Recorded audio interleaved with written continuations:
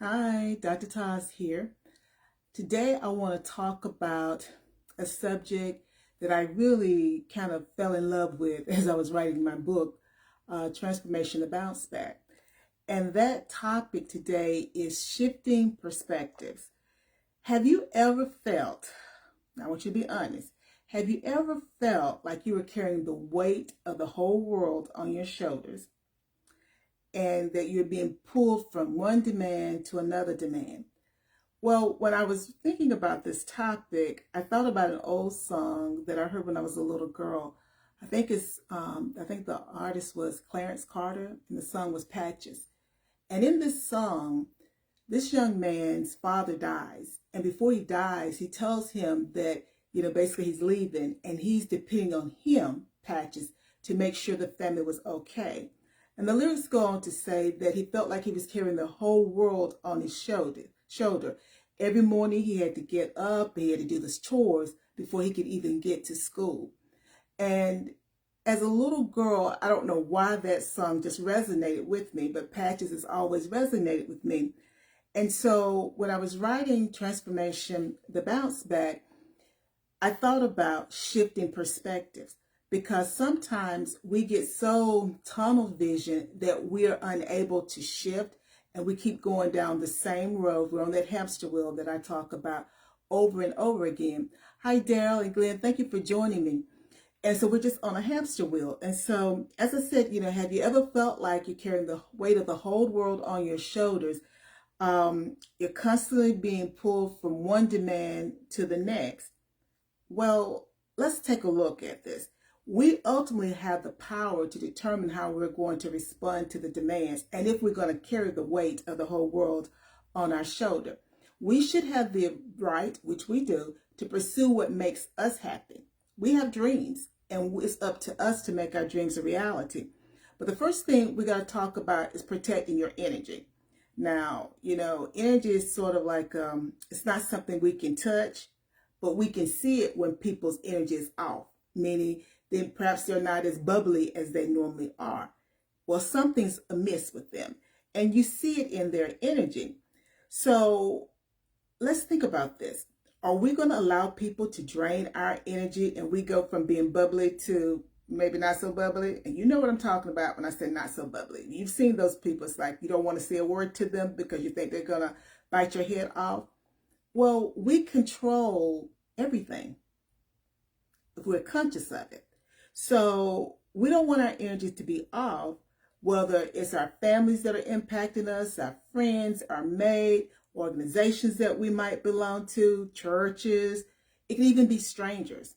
But we control how we respond. And it's essential to recognize that you're not obligated to carry those people's burdens. Now, I know you say, but that's my family. Yes, it is your family. But you're not obligated to carry their burdens. If we don't empower them to grow and learn how to carry their burdens, then we've actually handicapped them. And that could potentially create generational curses. Because curses, I believe, they come about because of how we behave. And we continue to duplicate that behavior in every generation. So then we say it's a generational curse. But it's really about how we behave and how we decide that we're going to respond to what's occurring. So even if it's your family, you have to consider your worth. Your worth. You are enough. You are worthy. Your worth. And are you worth saving?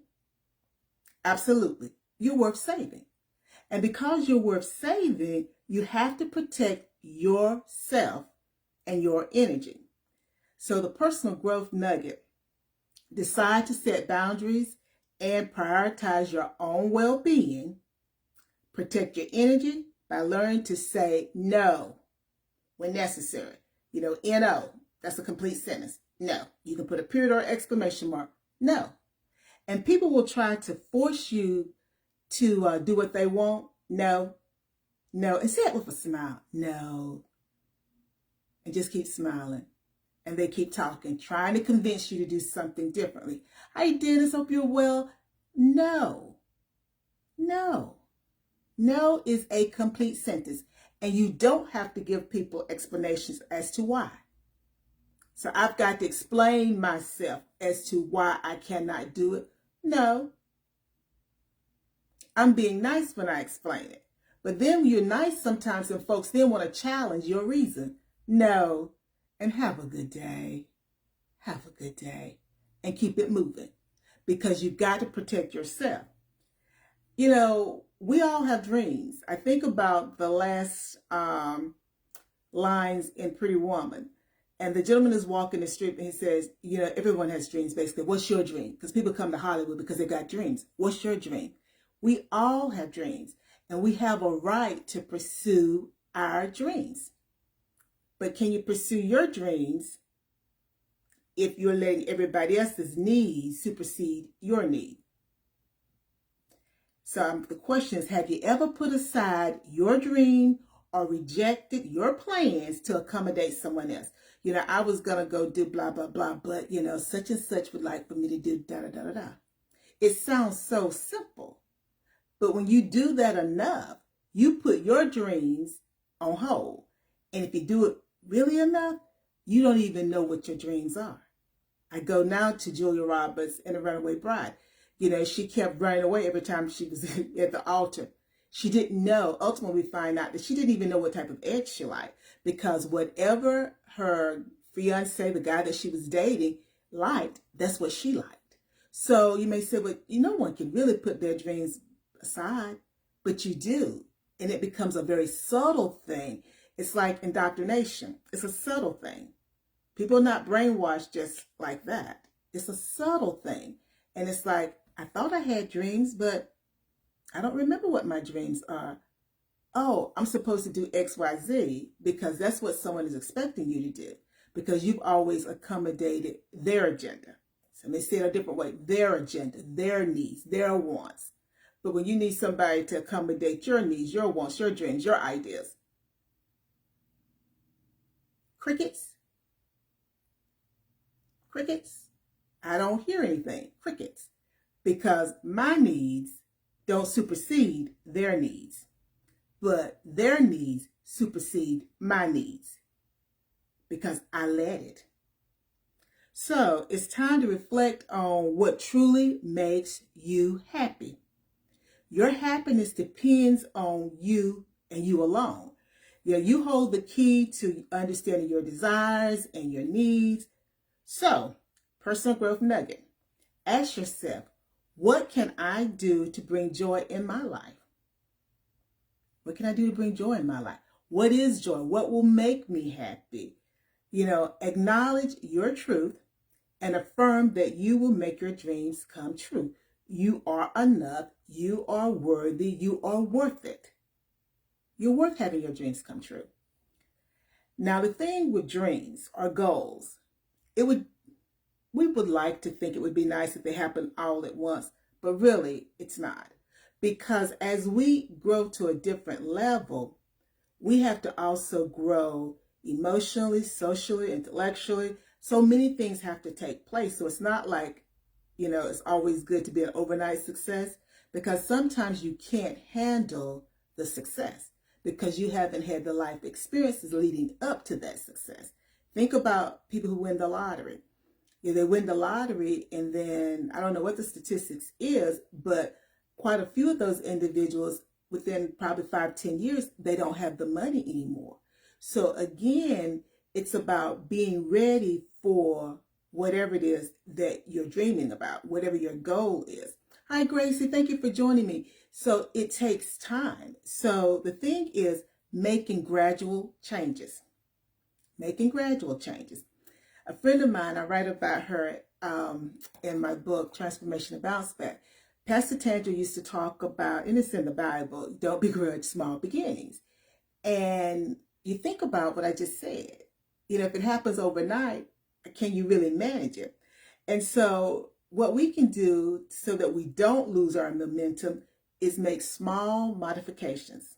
Small modifications. The doctor tells you to walk 15 minutes a day, or he says walk 30 minutes a day.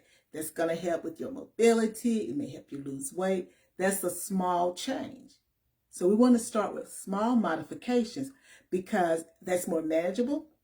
And then over time, you can get larger or more transformation occurring because it's compounded. So you've been walking 30 minutes a day for 6 months. And then you get on the scales and it's like, oh, I lost 10 pounds. Well, you did it gradually because you only modified your schedule to include 30 minutes in a day. So small successes can really turn into huge triumphs. So don't underestimate the power of gradual change. So our nugget is start small, identify one thing that you can change today. And that's personal. You don't have to share it with anyone. It's what's important to you. Identify that one thing that you can change today that will bring you closer to your dreams, your goals. Because remember, they're your dreams, they're your goals. It doesn't matter if anyone else puts their seal of approval on it. So celebrate your small successes along the way. So if you're supposed to walk 30 minutes a day, you walk the first day. Great. Celebrate. Don't go eat anything you're not supposed to eat now, but celebrate. You walk the whole week, 7 days, 30 minutes each day. That's huge.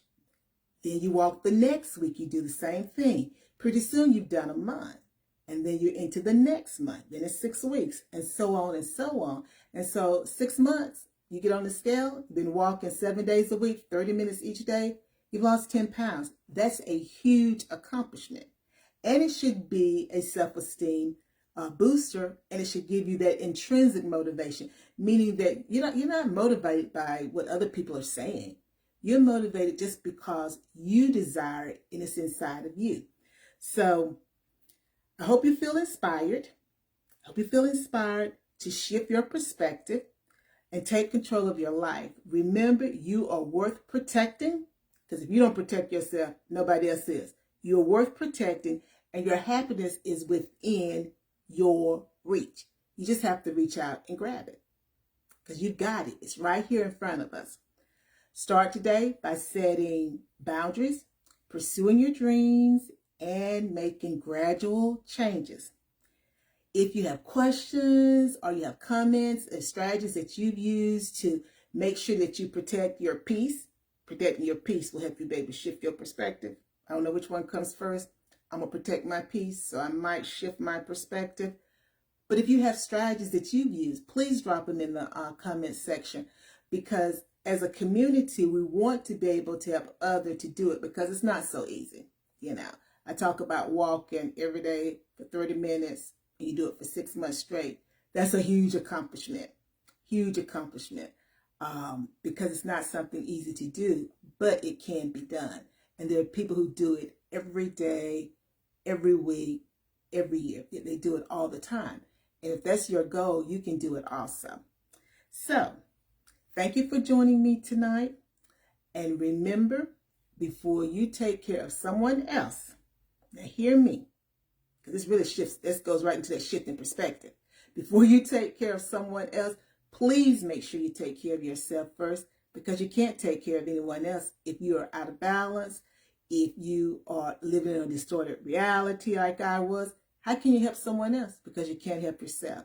So start small. So today, let's take care of ourselves before we take care of anyone else. Bye now.